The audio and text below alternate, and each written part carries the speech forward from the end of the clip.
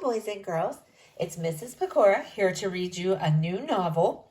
The novel we're going to read today is called Prince Puggly of Spud and the Kingdom of Spiff, and it's written by Robert Paul Weston.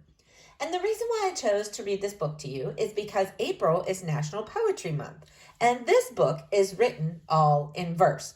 And boys and girls, I am super jealous because Mrs. Pecora cannot write poetry to save her life. So anytime I read a book that someone writes in verse, I'm going to read it to you. So sit back, relax, and enjoy our story, Prince Puggly of Spud and the Kingdom of Spiff.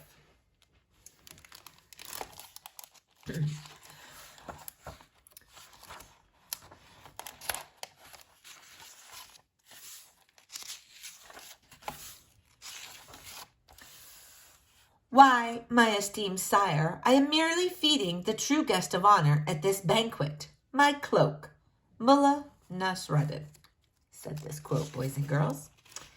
Wonder if that's a preview as to what this book might be about. Chapter 1, A Kingdom of Taste. Once, long ago, in a faraway land, there rose up a palace stupendously grand.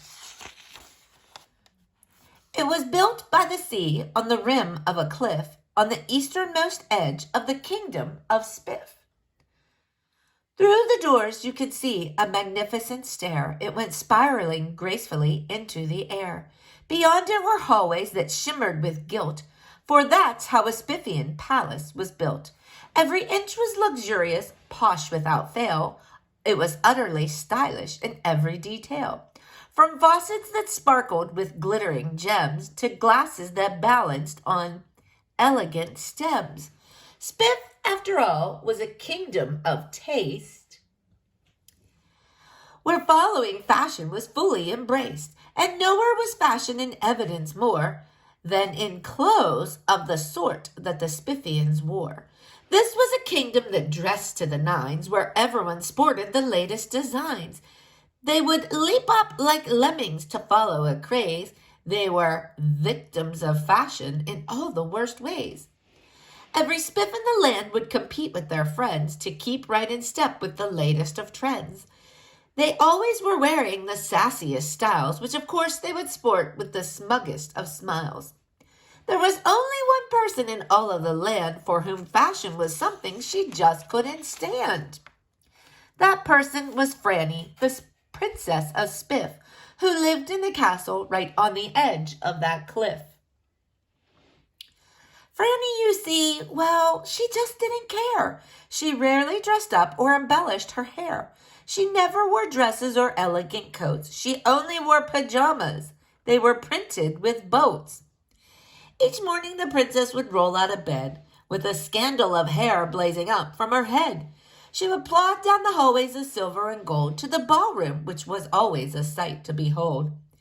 It wasn't just any old ballroom, you see. This one was the best by official decree.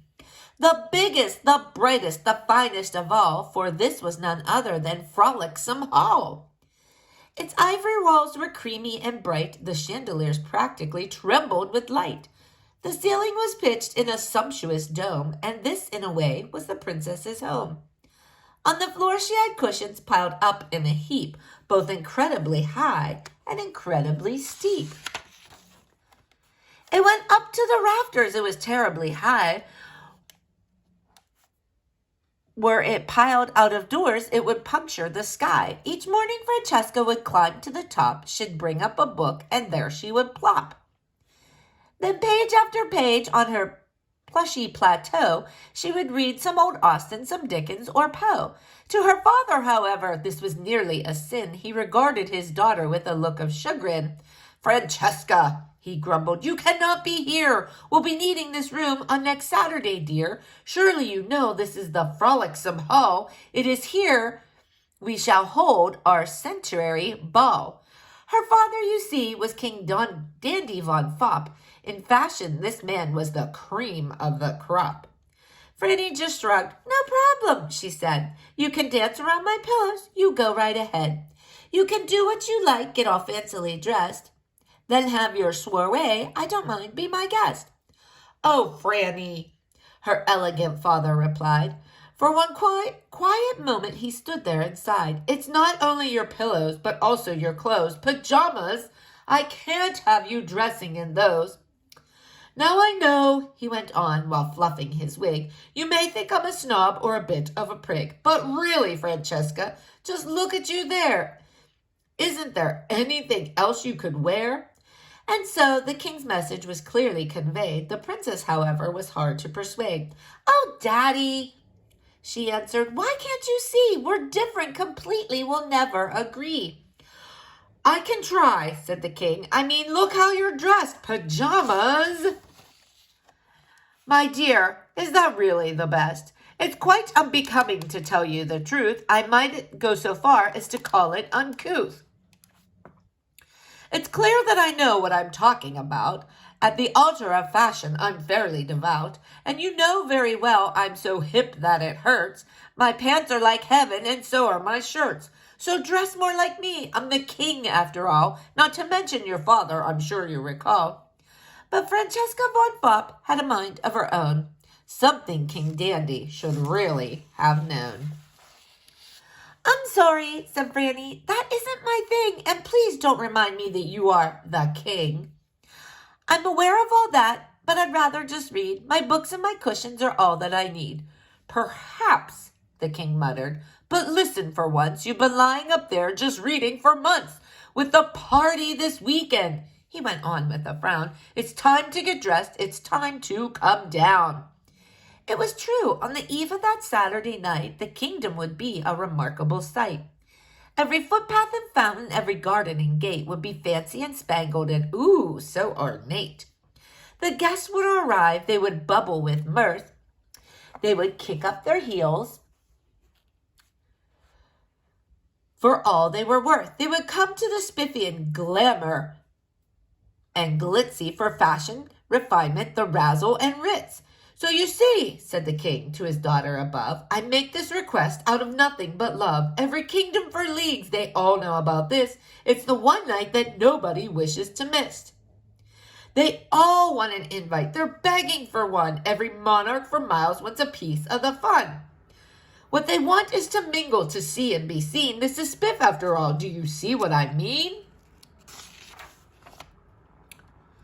What will they think with you lounging up there in pajamas, with boats, not to mention your hair?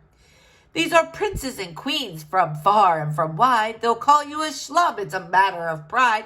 And what about me? They'll think I'm a schnook when they see you just lying there reading a book. So what would you say to a dress with a bow, a necklace perhaps, or a little chapeau? I'd say no, Franny cried. You don't like how I dress? Then you'll just have to cancel your party, I guess. Now leave me, she said from her cushiony roost. I'm right in the middle of reading my Proust. All right, boys and girls, we're going to stop there for today. Stay tuned to see what happens in Chapter 2. Have a great day.